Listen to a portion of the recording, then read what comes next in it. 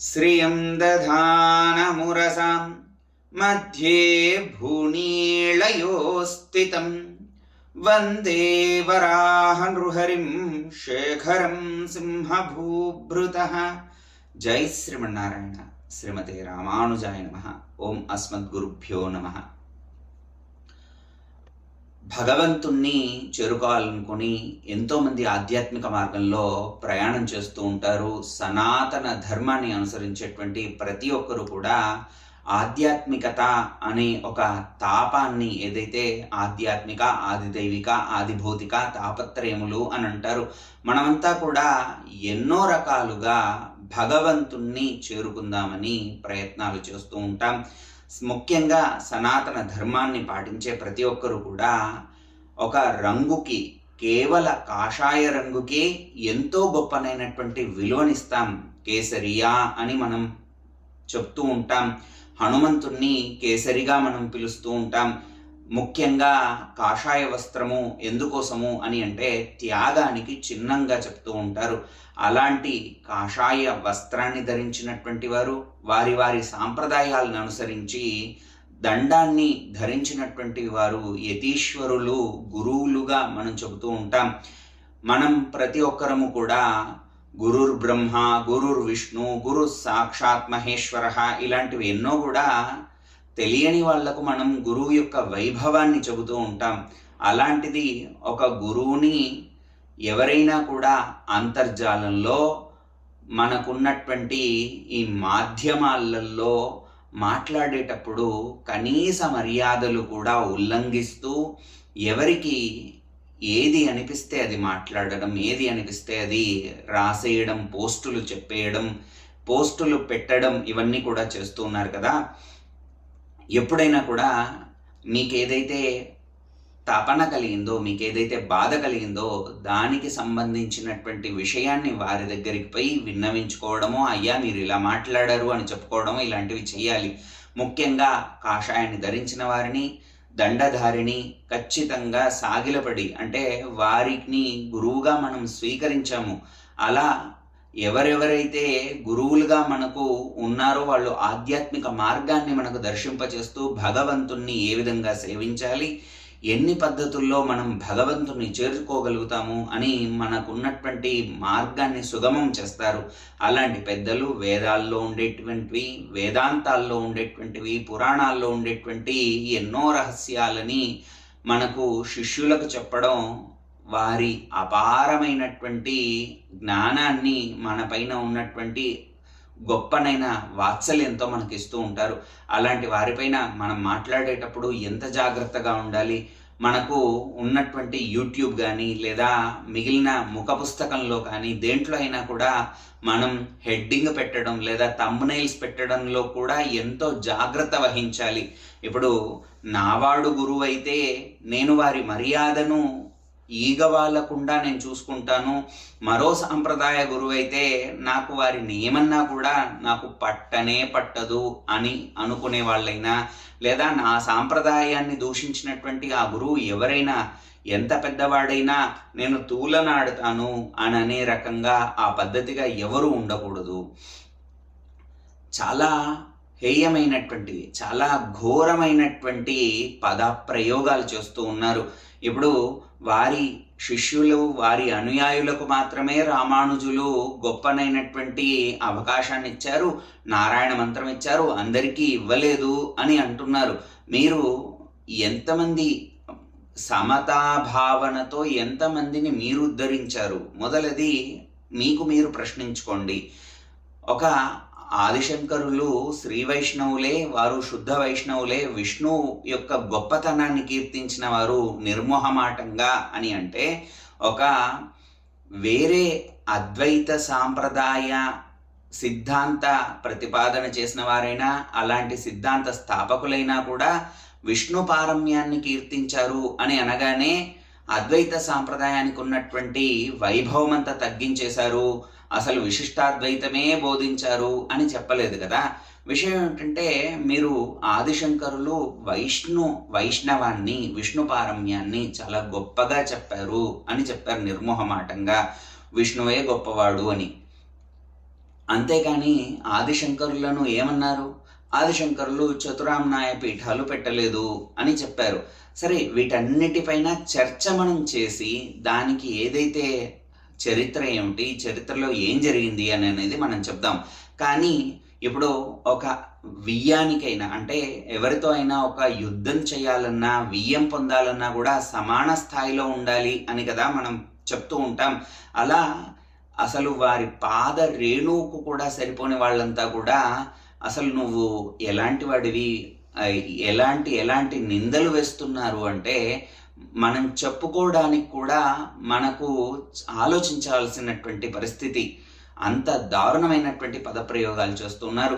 వారి శిష్యులు కానీ, వారి యొక్క ఎంతోమంది వారి అనుగ్రహంతో గొప్పవాళ్ళైన వాళ్ళు కానీ, భగవత్ కైంకర్యము పొందుతున్నటువంటి భగవత్ కైంకర్యాన్ని చాలా చక్కగా నిర్విఘ్నంగా కొనసాగించేలాగా చేసినటువంటి వారి త్యాగ నిరతి కానీ, వారి కీర్తి ప్రపంచ ప్రఖ్యాతి. ఎలా అంటే వారి పేరు జీయర్ అని కొట్టగానే మీకు ఎంతోమంది జీయర్లు ఉన్నా కూడా వారి ఫోటోనే వస్తుంది. ఎందుకోసం? వారు చేసినటువంటి కృషి అంత గొప్పనైనటువంటిది. అలాంటి వారిపైన మీరు నిందించేటప్పుడు ఎంత ఒళ్ళు దగ్గర పెట్టుకోవాలి. ఒళ్ళు దగ్గర పెట్టుకోకుండా కేవలం మా గురువులను మాత్రమే కాపాడుకుంటాం, మిగిలిన వారిని ఈ విధంగా ఎంత నోటికి ఎంత వస్తే అంతకు మాట్లాడుతాం అనుకునే మీ అందరికీ కూడా నేను చెప్పదలుచుకున్నది ఏమిటంటే, మీరంతా కూడా ఖచ్చితంగా మిమ్మల్ని మీరు సంస్కరించుకోదగినటువంటి సమయం ఇది. ఎన్నో ఆలయాల్లో ఇప్పుడు వెంకటేశ్వర స్వామి వైభవం ఉంది, తిరుమలలో వెంకటేశ్వర స్వామి వైభవం ఉంది కదా. ఆయన వైభవం పెరగడం ఏమిటట, దానికి కారణం ఏమిటి అని మీరు ఎవరినైనా అడిగితే చాలా మంది చెప్తారట, ఆదిశంకరులు శ్రీయంత్రం పెడితే మాత్రమే తిరుమలకు వైభవం వచ్చింది అని అంటూ ఉంటారు.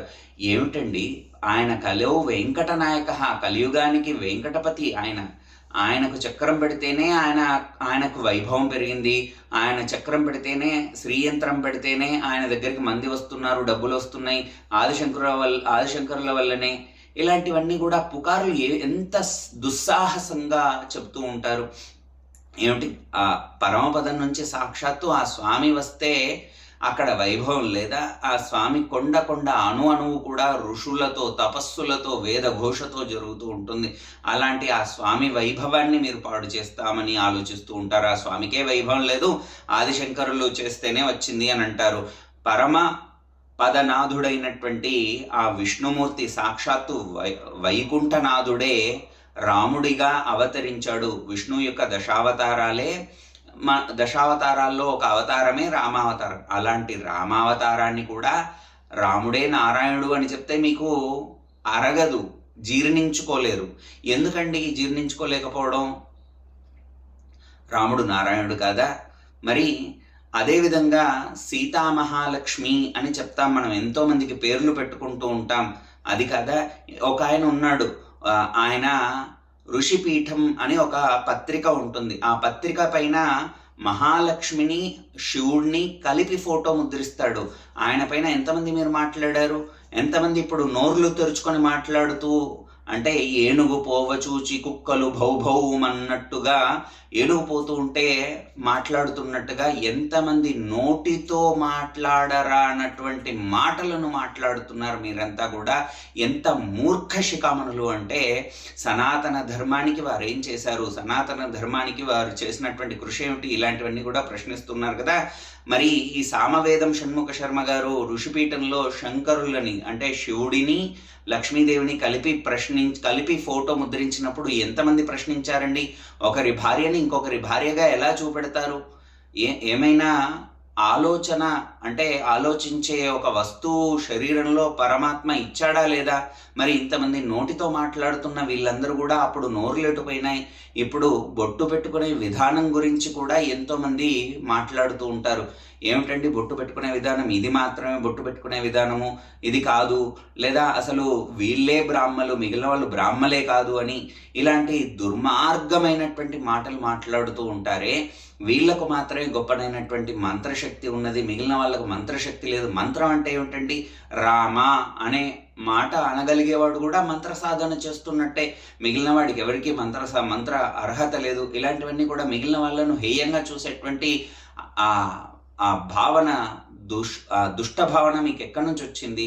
ఎన్నో ఆలయాలు, ఎన్నెన్నో ఆలయాలు, వైష్ణవాలయాలపైన ఎన్నో ఆలయాలపైన జరిగేటువంటి దాడులు, వైష్ణవాలయాల్లో జరిగేటువంటి పద్ధతిని వైష్ణవాలయాల పద్ధతిగా జరిపించకుండా ఎంతోమంది దుర్మార్గంగా వైష్ణవాలయాల్లో ఉండేటువంటి ఆ స్వామికి జరిగే కైంకర్యాలను కూడా మా పద్ధతిలో జరగాలి అని మూర్ఖంగా వాదించేటువంటి ఈ మూర్ఖ శిఖామణులకు తివిరి సుమణ తైలంబు తీయవచ్చు అన్న చందంగా వీళ్ళ బుద్ధి మార్చలేము అన్నట్టుగా చేస్తున్నారు.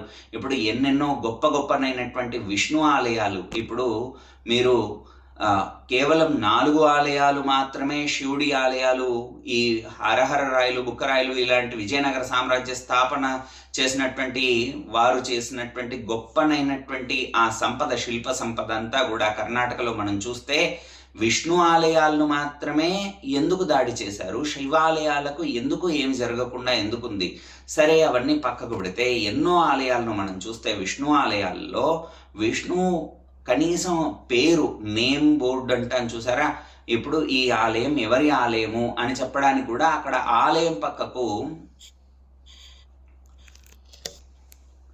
ఆ ఆలయం పక్కకు కనీసం విష్ణువు యొక్క బోర్డు కూడా లేదు. ఎంతోమంది పురాతనమైనటువంటి ఆలయాలు, మన సంపదగా హెరిటేజ్గా ఉన్నటువంటి ఆలయాలకు కూడా ఎంతో దుర్మార్గంగా వాటిని ధ్వంసం చేశారు. ఈ కాలంలో మనం ఎంతో నీచమైన పని చేశారు అని చెప్పుకున్నటువంటి ఆలయాలను ధ్వంసం చేసి మసీదులు కట్టినటువంటి వాళ్ళు ఎంత మూర్ఖులో, మరి విష్ణు ఆలయాలను ధ్వంసం చేసి శివాలయాలుగా మార్చినటువంటి వాళ్ళనేమనాలి? సరే, ఇప్పుడు ఈ కొట్లాటంతా ఎందుకు, అందరము కలిసి ఉందాము అని అనుకుంటే, అందరము కలిసి ఉందాం అనుకుంటే మా గురువు అనంటే మాత్రం మేము మీ గురువులనందరినీ తిడతాం, మీ గురువులను ఏమన్నా కూడా మీరు నోరు మూసుకోండి అని అనడం చాలా హేయమైన పద్ధతిలో ఉన్నారు. చాలా హీన స్థితిలో, దయనీయమైన స్థితిలో, దైన్య స్థితిలో ఉన్నారు మీరు. మేము డబ్బులు ఇస్తేనే నువ్వు ఆశ్రమం పెట్టుకున్నావు, మా డబ్బులు తిని మమ్మల్ని అంటావా? ఇలాంటి మాటల ఒక తన జీవితం అంతా కూడా త్యాగం చేసినటువంటి ఒక యతి రాజు, యతి చక్రవర్తిని మీరు అనవలసినటువంటి మాటలా ఇవి. మిమ్మల్ని తకారాలు కూడా వాడినా కూడా ఏమీ లాభం లేనట్టుగా అనిపిస్తుంది. చిత్కారాలు, తూకారాలు కూడా మీకు వాడడం కూడా, ఆ పదాలు కూడా వాటికి ఉన్నటువంటి ఆ కనీస మర్యాద, మాకున్నటువంటి అక్షరాలకు ఉన్నటువంటి మర్యాద కూడా పోతుందని బాధపడతాయేమో అని మీకు అవి కూడా వాడట్లేదు నేను. ఇంత దారుణ స్థితిలో ఉన్నారంటే మీరు. వైష్ణవం అంటే కడుపు నిండా కూడా కుళ్ళుతో ఉన్నటువంటి మీకు ఆ దేవుడే బుద్ధి చెప్పాలి. భాగవతంలో వైష్ణవానాం అహం శంభుః అని ఉంటుంది. అంటే విష్ణు భక్తులలో గొప్పవాడైనటువంటి శివుడు ఎవరు? విష్ణు భక్తుల్లో గొప్పవాడు, అందరికంటే మొట్టమొదటి విష్ణు భక్తుడు శివుడు అని చెప్తుంది పరమ భాగవతోత్తముడు అని చెప్తుంది. అలాంటి శివుణ్ణి ఎప్పుడు కూడా వైష్ణవులు ద్వేషించరు. సరే, మీరు అదేమిటి, ఇంట్లో శివలింగం ఉంటే అది శ్మశానంతో సమానము అని అంటున్నారు అని అంటారు కదా. మీరు పురాతనమైనటువంటి ఆలయాలను కనుక చూసుకున్నట్లయితే శివాలయాలు ఎప్పుడు కూడా ఊరవతల ఉండేది, శ్మశానంలో ఉంటాడు అనే విషయం మీకు తెలుసును కదా. ఎందుకు ఊరవతల ఉండేవి? ఎందుకోసం? ఇప్పుడు ప్రతి ఇంటికి లింగం తీసుకురాకపోతే మా వైభవం తగ్గిపోతుందని ప్రతి ఇంటికి లింగం తీసుకొస్తున్నారా? ఇదివరకు వెనకటి నుంచి ఉండేదా? ప్రతి ఇంట్లో లింగం ఉండేదండి, ప్రతి ఇంట్లో లింగార్చన జరిగేది, ప్రతి ఒక్కరి మెడలో లింగం ఉండేది. ఇవన్నీ కూడా అంటే లింగధారుల పద్ధతి వేరు, శాక్తేయుల పద్ధతి వేరు, శైవుల పద్ధతి వేరు, అద్వైతుల పద్ధతి వేరు. అద్వైతులు శైవులు ఒకటి కాదు అని అనే విషయం కూడా తెలియని వాళ్ళు మీరసలు అద్వైతానికి శైవానికి అదేంటి కనీస పోలికలు, కనీసమైనటువంటి నిర్వచనాలు కూడా తెలియని వాళ్ళంతా కూడా పండితులము అని చెప్పుకొని మాట్లాడుతూ ఉంటారు. కొంతమంది ఇప్పుడు కొత్తగా శివాయ విష్ణు రూపాయ, విష్ణు రూపాయ శివాయ అని రూపాయల జపం చేస్తున్నారు. అంటే శివుణ్ణి వదిలిపెట్టినా, విష్ణువుని వదిలిపెట్టినా నాకు వచ్చే రూపాయి ఎక్కడ తగ్గిపోతుందో అని. విష్ణువు దాసుని నేను అని శివుడే చెబుతూ ఉంటే, పార్వతీదేవికి రామమంత్రాన్ని శివుడే